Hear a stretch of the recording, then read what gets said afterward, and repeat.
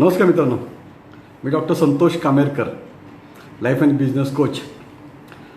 आज तुमच्याशी voice of मुंबईवरती मी चर्चा करायला आलो आहोत. आवाज तुम्हाला माझा येतो की नाही जरा मला सांगा, आणि बाकीची लोक येईपर्यंत मी एक थोडा वेळ थांबतो. माझा आवाज आणि चेहरा क्लिअर दिसतोय सर? आवाज आणि चेहरा क्लिअर दिसतोय? कोणीतरी मला कमेंट करा प्लीज.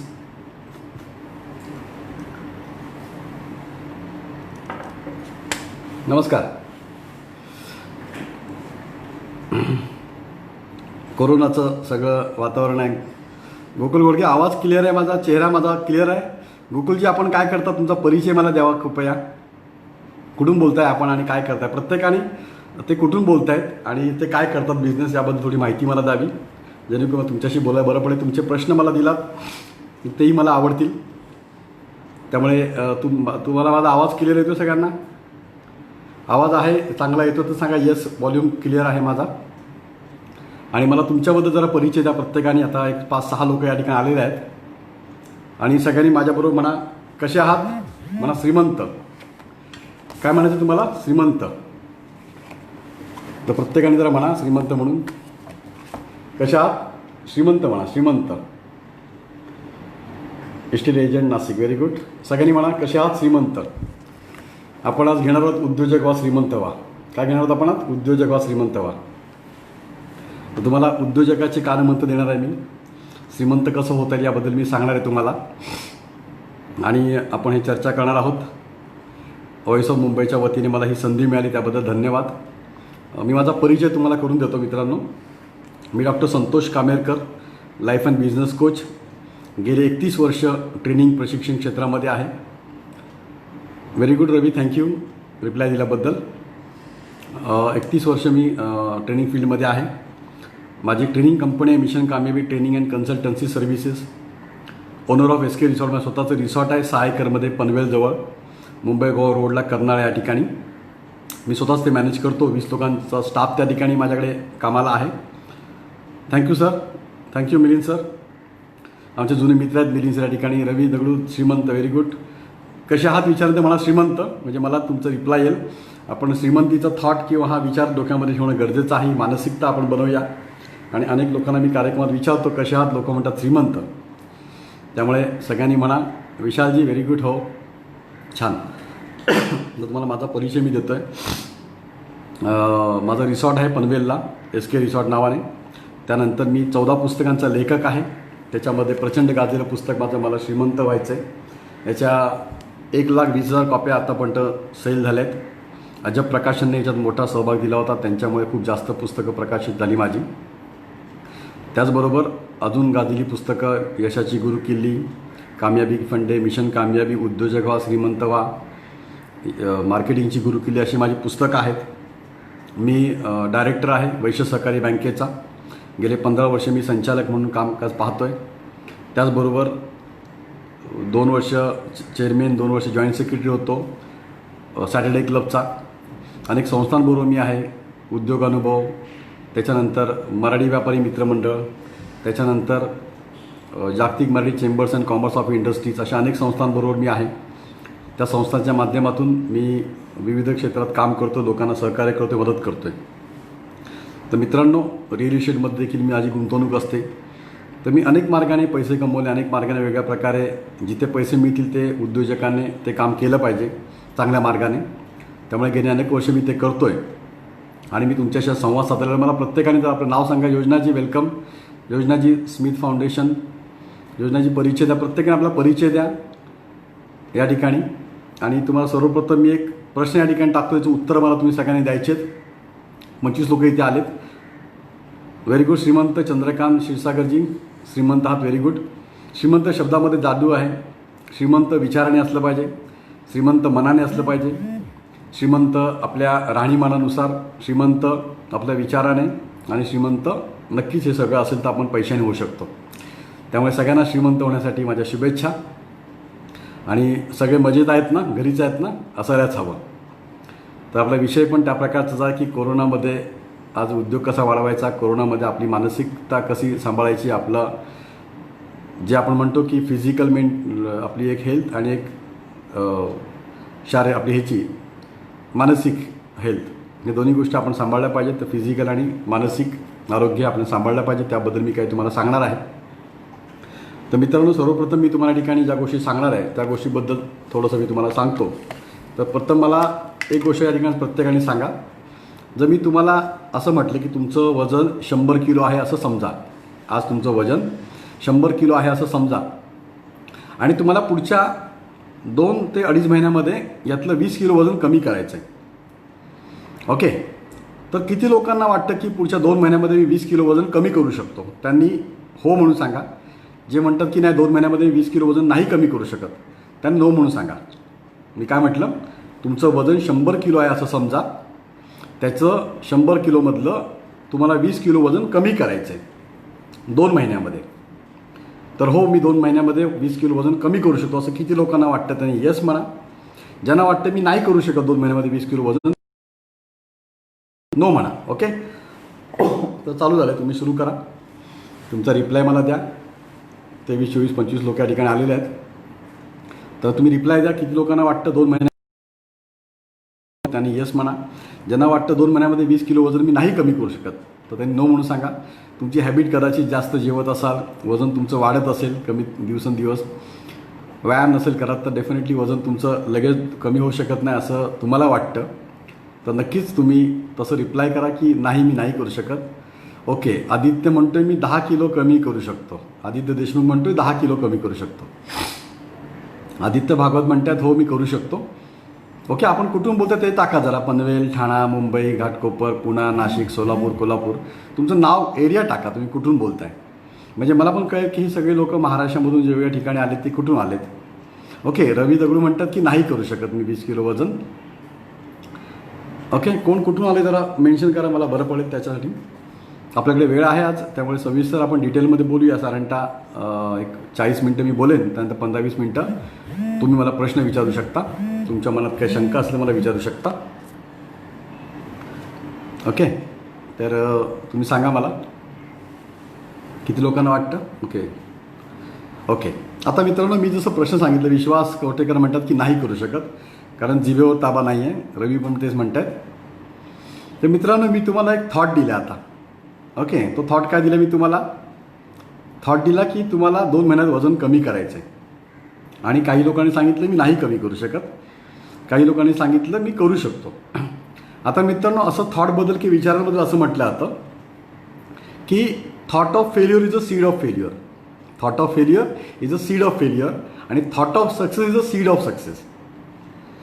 म्हणजे काय होतं की आपण एखादा मनात थॉट आणला की मी हे नाही करू शकत, म्हणजे मला वाटलं की मी 10 किलोमीटर नाही धावू शकत, मला वाटलं मी 20 किलो वजन नाही कमी करू शकत.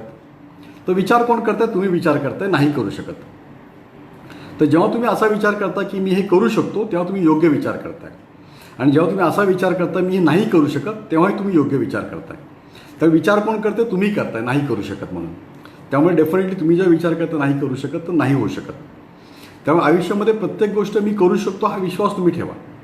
तुम्हाला ताबडतोब 20 किलो वजन कमी करा मी सांगितलं, लगेच तुम्ही नाही केलं तर मी तुम्हाला काय 1 लाख रुपये दंड लावणार आहे का? मी तुम्हाला काय पनिशमेंट करणार आहे का? नाही. मग तुम्ही का नाही म्हटलात की नाही मी 20 किलो कमी करू शकत? तर मुळात तुम्ही पहिलं म्हणा हो, yes I can do it, yes मी करू शकतो. त्यामुळे तुम्ही करणं आपल्या हातामध्ये. तर बऱ्याचशा गोष्टी आज कोरोनाच्या ह्याच्यामध्ये अनेक लोकांच्या मनात बऱ्याचशा गोष्टी भीती बसले की मी हे नाही करू शकत, माझ्याकडनं होऊ शकत नाही, आता पुढे भविष्यामध्ये माझं कसं होणार, पगाराचं काय होणार, माझी नोकरी तर जाईल की नाही, जाईल का, माझ्याकडे माणसं कामाला त्या माणसाचा पगार मला देता येईल का, त्यानंतर आता उद्या मला आमच्या घरामध्ये कोणाला जर आजार झाला कोरोनाचा तर कसं होणार, कधीपर्यंत हे सगळं बंद हे लॉकडाऊन उठेल, असे अनेक प्रश्न तुमच्या मनामध्ये येत आहेत. ते थॉट आपण आपल्या मनामध्ये आणतो आणि मग त्यातले बरेचसे नकारात्मक विचार असतात. त्या नकारात्मक विचारामधून आपलं विचारसरणी पण तशा प्रकारची होते. म्हणून सर्वप्रथम लक्षात ठेवा तुम्ही, थँक्यू आदित्य, सर्वप्रथम तुम्ही लक्षात ठेवा की मी करू शकतो. तर आता अनेक लोक घाबरवत आहेत की असं होईल तसं होईल, लॉकडाऊन नंतर परिस्थिती बदलेल, हे होईल ते होईल. ठीक आहे, बदलणार आहे, पण तरी पण माझ्यामध्ये तेवढी कुवत आहे, माझ्यामध्ये तेवढा कॉन्फिडन्स आहे की मी करू शकतो आणि मी करणार. तर असं तुम्ही जेव्हा विचार करता तेव्हा नक्कीच होऊ शकतं. म्हणून असं म्हटलं जातं मंजिले उन्हीं को मिलती है. मंजिलें उन्हीं को मिलती है जिनके सपनों में जान है, पंखों से कुछ नहीं होता, बुलंद हौसलों से उडान होती है.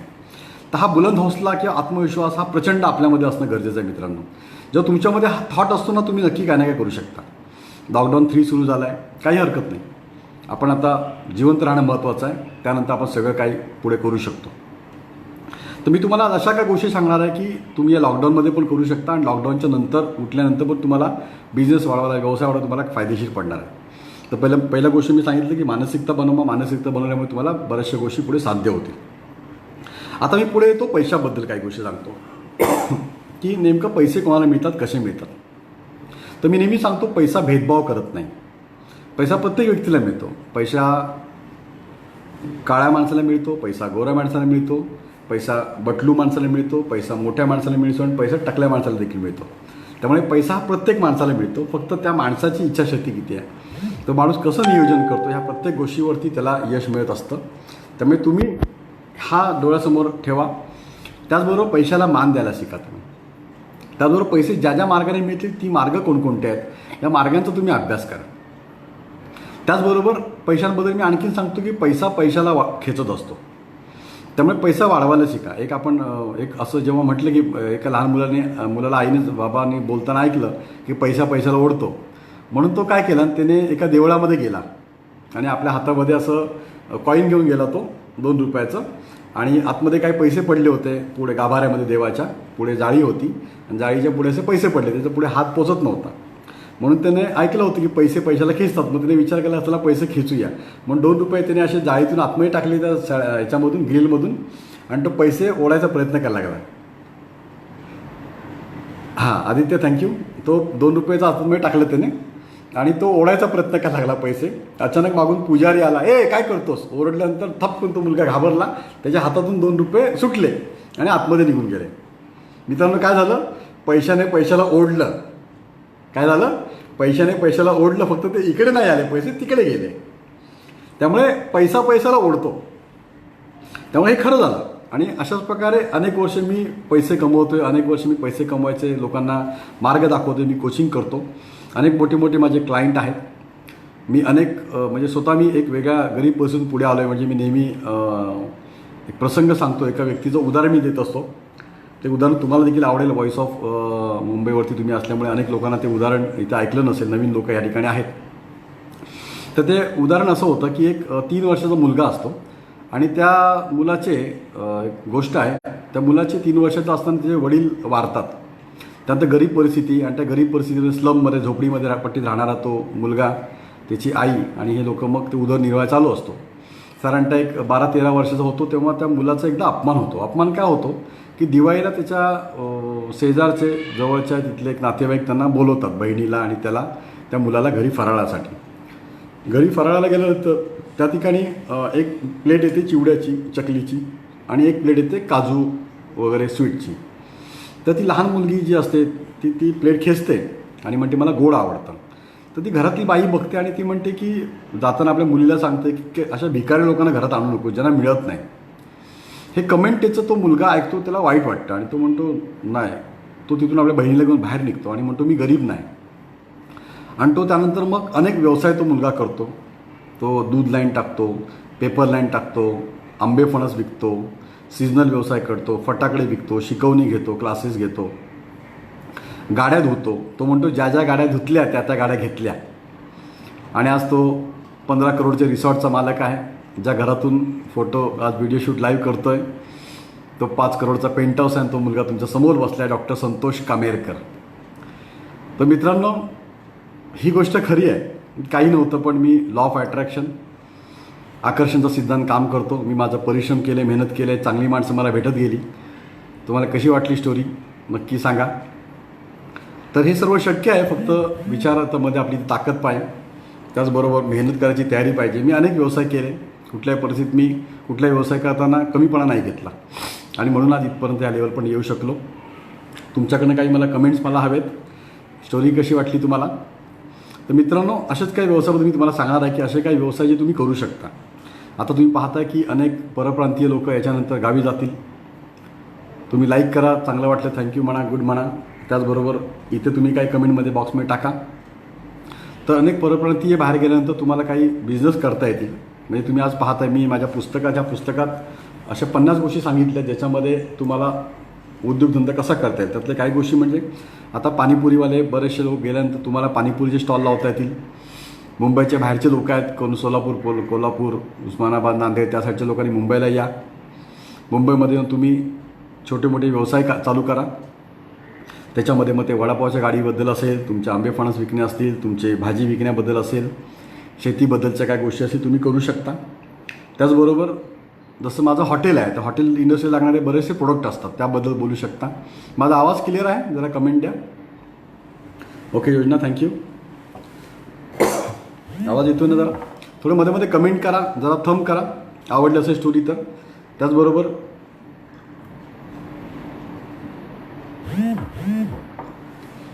योजनाजी एक ओल्ड एज होम चालवत आहेत, एक वृद्धाश्रम चालवत आहेत. खूप चांगलं काम योजनाजी आपण करताय. तुमच्या कार्याला माझा सलाम. मित्रांनो, तर मी तुम्हाला सांगत होतो की कोणकोणते व्यवसाय, तर माझा हॉटेल व्यवसाय आहे. तर तुम्हाला असे भरपूर हॉटेल व्यवसायवाले दिसतील, त्यांना काय गोष्टी लागतात तुम्ही त्या गोष्टींचा व्यवसाय करू शकता. पोळी भाजी केंद्र करू शकता. Very good. तर त्याच्यासाठी जसं हॉटेलसाठी कांदे बटाटे लागतात, हॉटेलसाठी तांदूळ, पीठ या गोष्टी लागत असतात. त्यानंतर चटणी आहे, सरबत आहेत, मसाले आहेत, लसूण आहे, छोटे स्नॅक्स आयटम असतात, फरसाण वगैरे ज्याला म्हणतो आपण, वेफर्स वगैरे म्हणा, असे काही आयटम पुरवणारे तुम्ही स्वतःचं तुम्ही घरगुती बनवून ते हॉटेलमध्ये चांगलं पॅकिंग करून दिलात तर ते हॉटेल व्यवसायवाले ते ठेवू शकतात. त्याचबरोबर स्वच्छ करायसाठी, रिसॉर्ट स्वच्छ करायसाठी तुम्हाला काही डिशवॉश लागतात, साबण लागतात, काही लिक्विड लागतात. याचं मॅन्युफॅक्चरिंग तुम्ही करू शकता किंवा विकत घेऊन तुम्ही विकू शकता. होलसेलमध्ये घेऊन तुम्ही याच्यामध्ये तुम्ही काही कामं करू शकता. नंतर ज्या रिसॉर्टला काही स्विमिंग पूल वगैरे आहेत त्या स्विमिंग पूलवाल्यांना काही मटेरियल लागत असतं ते तुम्ही देऊ शकता. नंतर आता लॉन्ड्री, बरेचसे परप्रांतीय गेल्यानंतर लॉन्ड्री, कपडे धुण्याचा व्यवसाय देखील तुम्हाला मिळू शकतो. त्यामुळे बरेचसे हॉटेलवाल्यांना तुम्ही भेटून त्यांचे कपडे असतील, त्यांच्या स्टाफचे असतील, त्यांच्या गेस्टचे असतील, हा व्यवसाय तुम्ही चालू करू शकता. त्यामुळे हॉटेल व्यवसायवाल्यांना ज्या गोष्टी लागतात त्या लॉन्ड्रीचा व्यवसाय असेल हा तुम्ही करू शकता. त्याचबरोबर काही कामगार परप्रांतीय निघून गेल्यानंतर इथे काही रोजगारच्या संधी उपलब्ध होतील महाराष्ट्रातल्या लोकांसाठी. तर त्या महाराष्ट्रातल्या लोकांनी त्या नोकऱ्यांसाठी प्रयत्न करा. हॉटेल इंडस्ट्रीमध्ये असेल किंवा एखाद्या कंपनीत, एखाद्या फॅक्टरीमध्ये असेल, हा तुम्हाला रोजगारासाठी तुम्हाला उपलब्ध एक अपॉर्च्युनिटी आहे. तुमच्याकडे काही चांगली मुलं असेल तर तुम्ही मॅनपॉवर सप्लाय ज्याला म्हणतो आपण याची किंवा मनुष्य पुरवण्याची जी आहे तर ती काही माणसांना तुम्ही कामाला देऊ शकता. तर ती माणसं पुरवण्याचा व्यवसाय तुम्ही करू शकता. त्यासाठी तुम्हाला प्रयत्न करायला गेला पाहिजे. पेस्ट कंट्रोलचा बिझनेस तुम्ही करू शकता. याच्यासाठी तुम्ही काही गोष्टी करून घ्या. त्याचबरोबर CCTV आहेत, कॅमेरे आहेत. नंतर ज्या गोष्टी आता काही नसतील तुम्ही ते देखील स्किल शिकून द्या की प्लंबिंगचं स्किल आहे, इलेक्ट्रिशियनचं स्किल आहे, तुम्ही त्याच्यामध्ये दाखवा. आणखी पुढे मी कंटिन्यू ठेवतो. तुमच्याकडनं जरा मला प्रश्न काही येऊन देत. त्याचबरोबर तुम्हाला एक प्रश्न मी विचारतो, सगळ्यांनी रिप्लाय करा जरा. तुम्हाला आजच्या ह्या कंडिशनमध्ये कसं वाटतंय? आनंदी वाटते तर हॅपी म्हणा, टेन्शनमध्ये असेल तर टी म्हणा, तुम्ही दुःखी असाल तर सॅड म्हणा, एस म्हणा, सॅड टाका, एस. त्याच्यानंतर तुम्ही खूप एक्सायटेड आहात तर ई टाका किंवा तुम्ही चांगलं फील करताय तर ग्रेट टाका. तर तुमच्याकडनं मला काही कमेंट येऊन देत. तुम्ही कसे आहात? ग्रेट आहात? तुम्हाला दुःखी फील करताय? तुम्हाला दुःख होतं आहे? तुम्ही खूप टेन्शनमध्ये आहात? तुम्हाला आजारी असल्यासारखं वाटतंय तर बॅड आहे? आवाज का बंद झाला? योजनेचा आवाज बंद झाला का? बाकीच्यांना आवाज येत नाही का माझा? हॅलो हॅलो, आवाज येतोय? हॅलो, आवाज येतोय आपल्या तुम्हाला सगळ्यांना? येत असेल तर क्लिअर करा, मला सांगा येस आवाज येतोय म्हणून.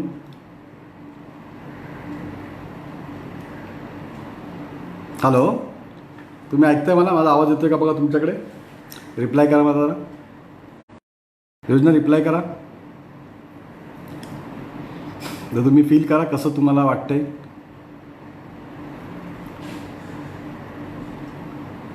रिप्लाय करा तुमच्याकडनं मला.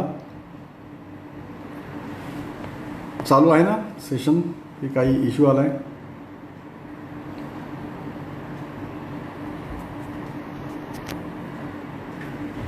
हॅलो काय इश्यू आला नेटवर्कचा का?